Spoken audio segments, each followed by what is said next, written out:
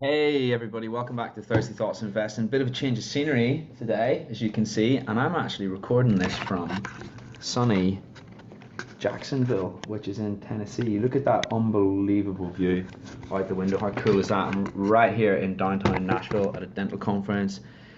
And I wanted to get Thursday thoughts in on investing in because I know that it's been a little while since we've done one. And I wanted to talk about something interesting today, which I just got reminded about on a podcast that I was shooting just 20 minutes before I jumped on here. And that is the science, the art of KAKEIBO. What is KAKEIBO? I hear everybody say.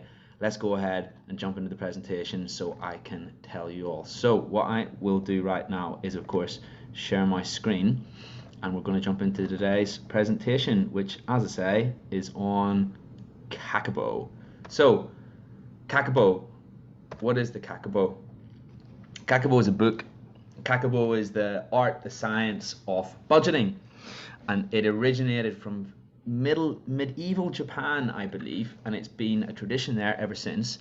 And I can't say I've fact checked this, but so my cursory scan of Google will tell me is that most people in Japan have a kakebo to this day because it's culturally considered something that they should do, as their society is more orientated towards frugalness, generally speaking, culturally.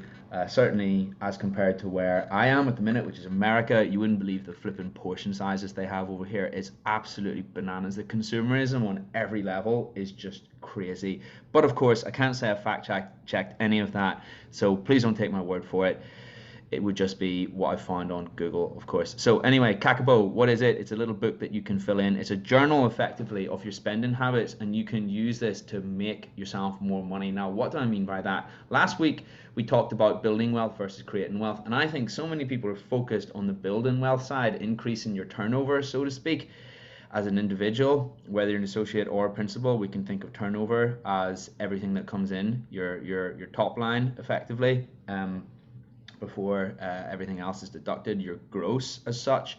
So what this will do is this will allow you to see where that money's going just by showing you where to focus, but just by showing you where to figure out where the money's going out, so that you can understand what exactly is happening every single month, your direct debits, your budgeting, and make adjustments as such in order to put more money in your hands. This is the best £10 you'll ever spend. I guarantee you'll make it back in a month, and I've got a short story demonstrating why I believe that's the case at the end of this presentation. So what do you do? Like I say, you can pick this book up £10 from Amazon, and for me, you'll make the investment back so fast. You'll make it back literally within a month, because I can guarantee you that whatever you spend on the book, you'll find that when you analyze your accounts, you will undoubtedly find at least £10 of savings in there somewhere. So what do? Every single day you write down how much you're spending on each particular on category: groceries, food, groceries, household items, any single item whatsoever, petrol for your car, let's say travel to work, maybe taking the train, taking the bus, activities, blah blah blah. And what you'll do is you write down all the categories in your spending here, write down how much you've spent each day in those categories, tally it up on the right hand side of the screen, then you can understand where all your money's going. And then you can also understand if you're overspending in any particular category as well, and you'll know where to focus your energy if you want to change and you want to spend less. So for me, I used to shop in a big supermarket brand, quite an expensive supermarket, and I realized that actually I was spending a lot on food that I didn't have to. So I changed to a supermarket that was just as good, but much less expensive. And what it meant was that my grocery bill was halved every week, and let's say it went from £70 to about £40. There's £30 in your hand every single week. And of course that doesn't sound like much, but £30 times 52 is roughly £1,500. And what we have to consider is that's post-tax, because that's your personal spending. Now, if you're in the higher tax rate, you basically times everything by 2 to find out how much you have to earn before you actually spend £1,500. And you realize that that's actually closer to about three grand, yeah, because the higher tax rate is roughly, well, the tax rate itself is 40%, and then national insurance is what, like 5%, something like that. So effectively half your money goes out on tax before it, just the second it hits your personal account. So remember that everything we save here is actually on your gross, rather than your net. And to figure out how much money you're really saving, you have to figure out your net, how much money you've earned, and it'll really shock you how it adds up. You know, that little saving of 30 quid a week, it's crazy, and you've just seen it, you've just seen it firsthand. So this is basically the main activity, or the main thing that you do in the book. And every single week in the year is broken down into a page like this. At the beginning of each respective month in the book, you also have the opportunity to write down how much is coming in, how much is going out, and how much of that is direct debits. And then also write specifically down what those direct debits are, and I guarantee you'll find something in there which is crazy. I guarantee you'll find an account expense that you didn't know that you had, just because you scrutinized your account. Let's be honest, how often do we actually scrutinize our personal bank accounts?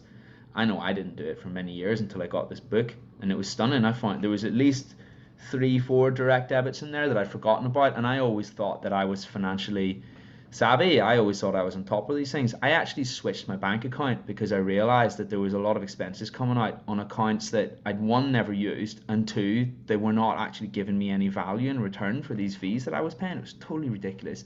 Me and High Street Bank, and I can't believe what they were charging me. And now I switched to an online bank, and it's free. And honestly, it saved me a couple hundred every year, no problem. And that was a couple hundred post-tax, pre-tax, even more, right?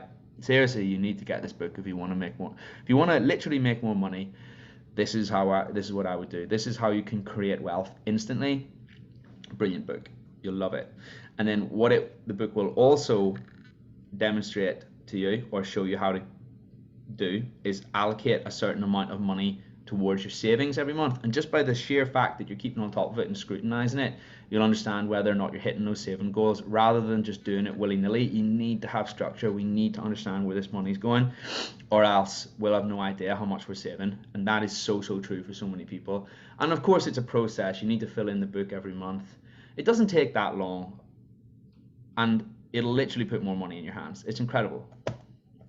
So I said that I share a story on how much money I saved. This is the story. It's about berries. All right. Now, I used to spend £3.50 every 2 days on blueberries for my cereal. Now, here's the thing. £3.50 every 2 days doesn't sound like much, but let's do some math really quick. So every 2 days, if there's 168 days in the year, if there's 360 days in the year, and we divide that by 2, roughly 360, we divide that by 2, we get the number 180. So that equates to me buying these every 2. If I was buying these every 2 days, then I was buying the berries 180 times a year, if you think about it. So let's do some math. £3.50 times 180 is £630. Remember, that is the net amount I was spending. The income that I was earning at the time, because of my spending, was pushing me over the basic tax rate. Therefore, to actually get £630 in my hand, let me just do some math again. Let me times it by 1.9, which is a number that effectively accounts for a 45% tax rate. And you'll find that I actually had to earn £1,200 to earn that 630 quid. Okay, so pre-tax, I was spending 1,200 quid a year on berries. And that sounds ludicrous, and I think it's ludicrous too. You're preaching to the choir on that one, and I'm the guy who did it. Yeah, all because I'd never really thought about it before, and I just thought, I'll just pick up the berries here and there. I like my fresh berries. Needless to say, the berries are now frozen. You get way more of them. They're much less in price. They last way longer. And for me, I've easily saved £700-800 there on berries every single year. And I know there'll be people I'll be talking to in the audience who are going through exactly the same thing, all because we don't spend any time thinking about where this money is going, and we're spending it because we have no structure, because we're not being considerate on that front. Then what it means is we're spending it, inadvertently spending it willy-nilly, or not really realizing the full magnitude of our actions. And that was a real shocker for me, and that will never flipping leave me. And there you go, there was £600-700 in my hand there and then, all because I thought to myself, how can I budget, rather than how can I do this, the supposedly more sexy stuff, which is actually invest. The saving, or the return on my investment, was right under my nose, and it wasn't where I expected it to be, or where most people might think it is. The power of spending reviewing. I don't like the word budgeting, but I do like the word spending reviewing, and that's exactly what the KAKEIBO is. Thank you so much, and I'll see you next week for another episode of Money Mondays.